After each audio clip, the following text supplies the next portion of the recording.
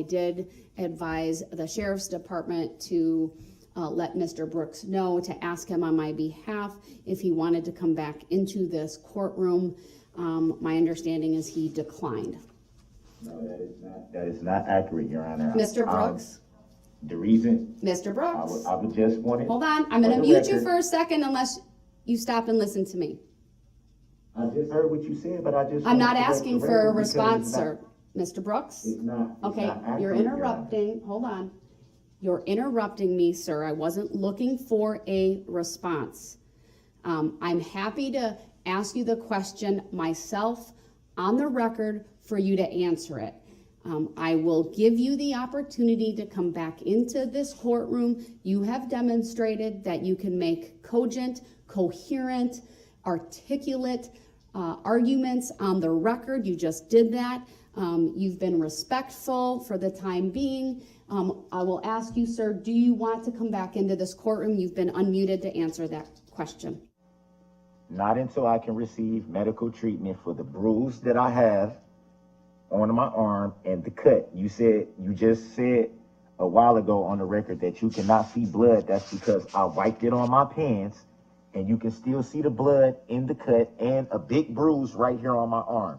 I was told that the nurse would be coming in to see me, and then I was told, no, she's gonna come at the next recess, which we just took. I know it was technical difficulties why you called the recess, but that was more than enough time for me to at least be seen, at least get the cut cleaned out and get it bandaged, at least at minimum that, and for somebody to look at this bruise.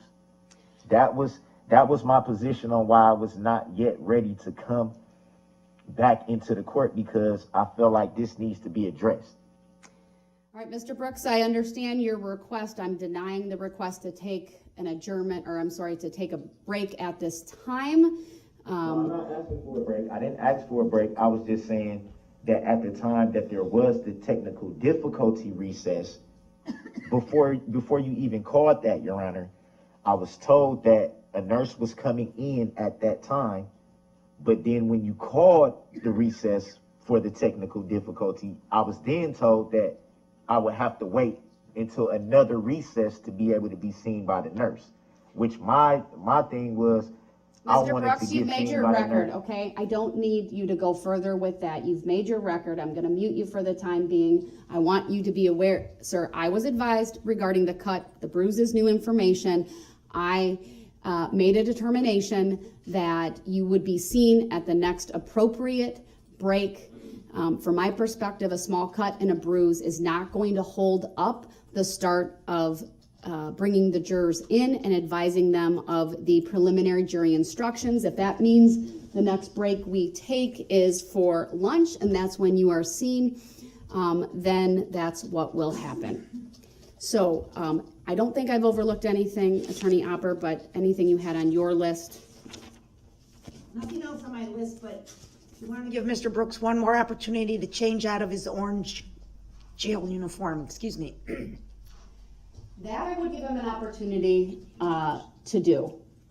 Mr. Brooks, would you like to go back and change into your suit? My position has not changed whatsoever, and it will not change, as it is my right to come into court how I would like to. Just like I should be awarded the right to be present for every proceedings in this trial. All right, I'm muting him again. I note your objection. I will take that as a clear indication you do not want to go back to the jail to change into street or civilian clothing, that you are exercising your right to dress in the jail attire. All right, then with that, I am going to just take a short recess just to have the jurors brought in.